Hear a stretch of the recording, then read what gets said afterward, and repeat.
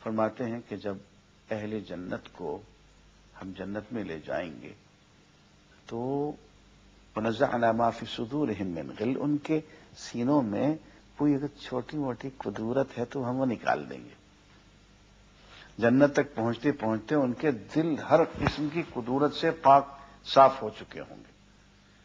عزیزان گرامی، اگر اس دنیا کو جنت بنانا چاہتے ہو تو اپنے دلوں کو یہیں کدورت سے پاک کر لو، اور اگر سچ مچ جنت میں جانا چاہتے ہیں تو وہ کام جو اللہ تعالیٰ زبردستی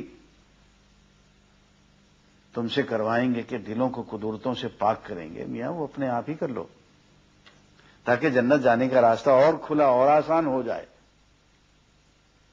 اور اگر اس دنیا میں جنت کا مزہ لوٹنا چاہتے ہو تو اپنے دلوں کو کدورتوں سے پاک کر لو.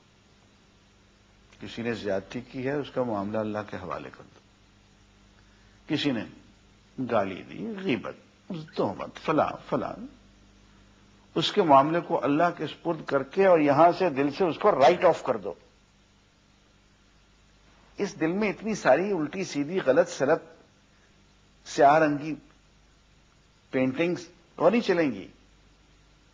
فتوح الغیب میں شیخ عبد القادر جیلانی رحمۃ اللہ علیہ لکھتے ہیں کہ میاں یہ دل اللہ کا گھر ہے تو اس کا دربان بن جا، اس میں سوائے اللہ کے کسی غیر کو آنے ہی نہ دے. یہ قدورتیں سب کی سب غیر ہیں، ان کو ہٹانا پڑے گا.